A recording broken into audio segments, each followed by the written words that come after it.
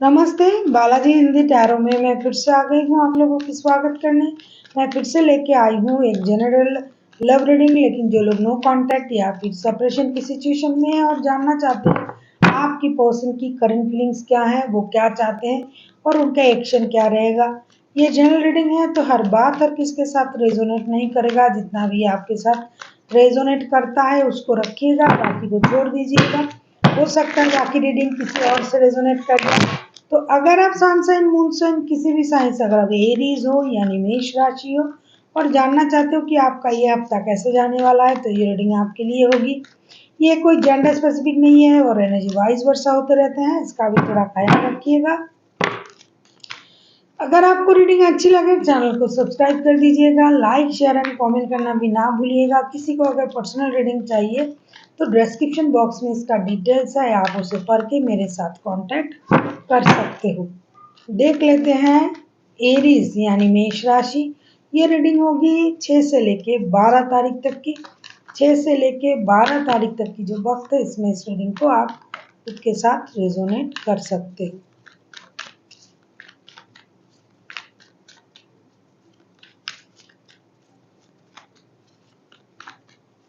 देख लेते हैं एरीज यानी मेष राशि।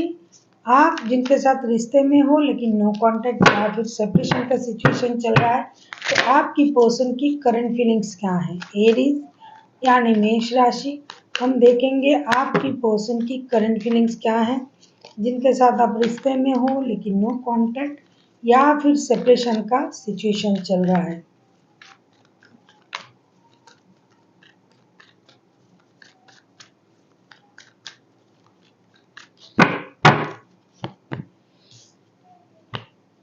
Six of swords, 9 of cups,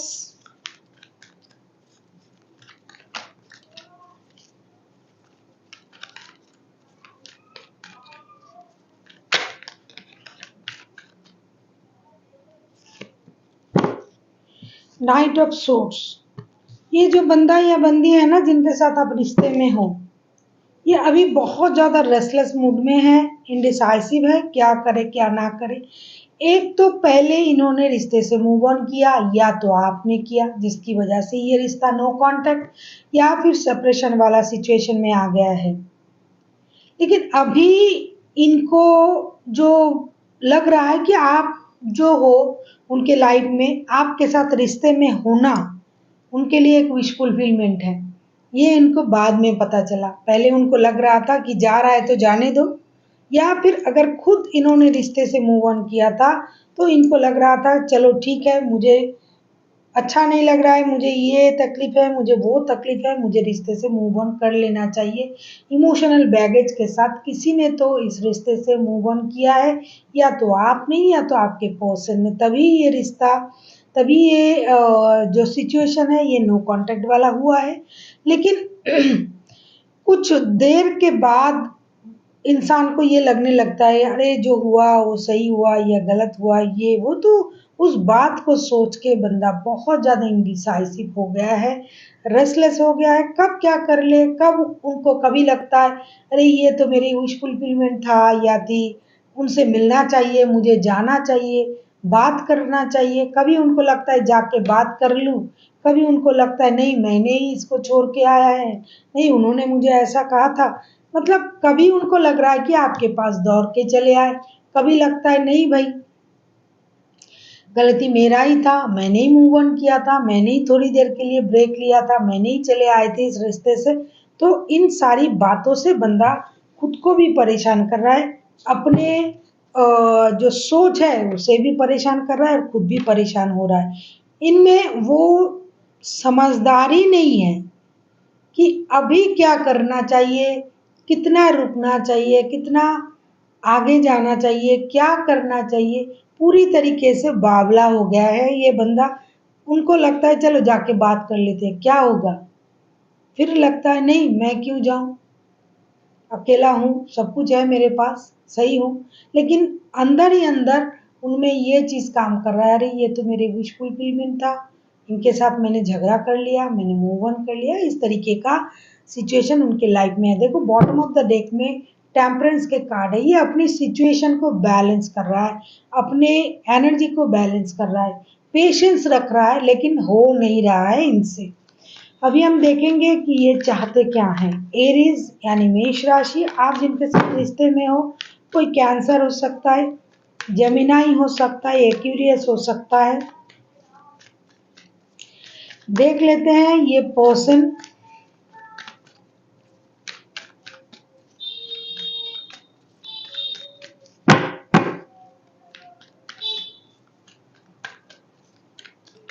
चाहते क्या हैं।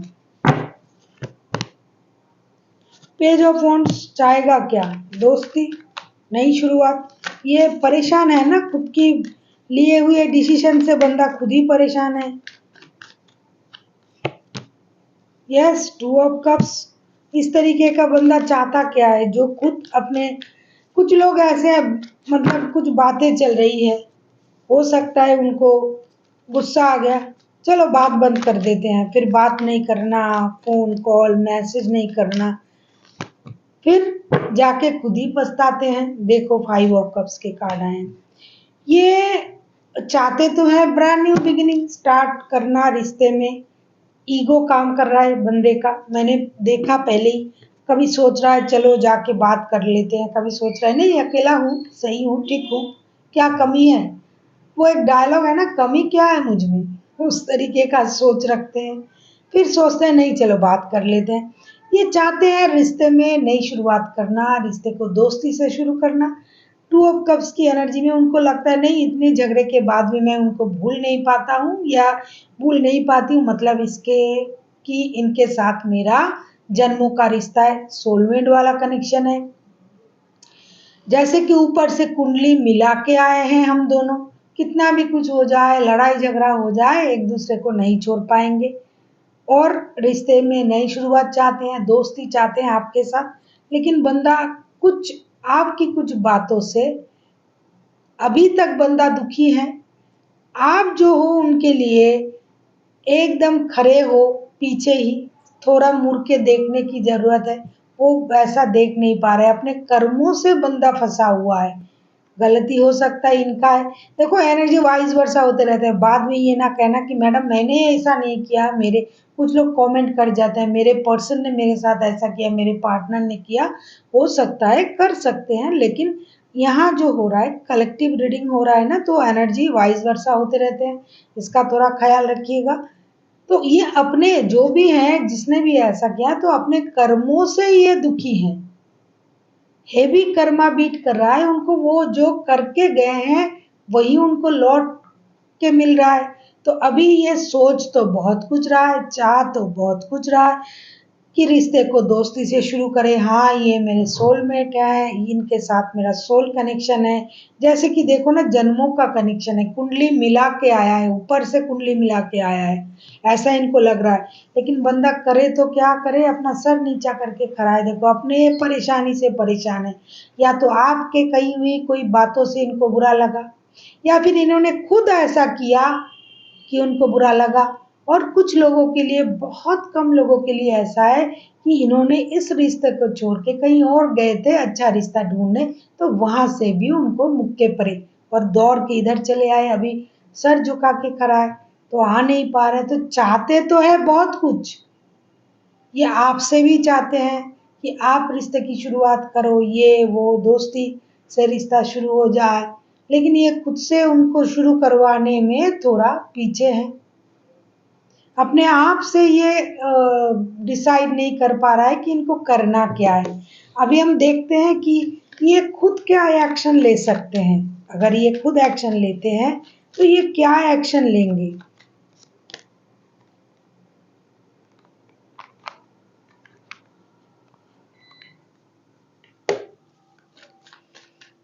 अगर ये खुद एक्शन लेते हैं तो ये क्या एक्शन लेंगे।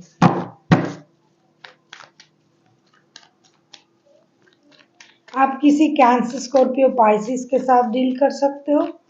कोई जेमिनाई, एक्वेरियस हो सकता है, एरीज हो सकता है।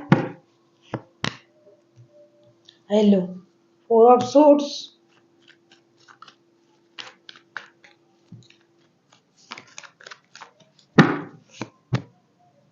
ये अच्छा, एस ऑफ वॉन्ड्स,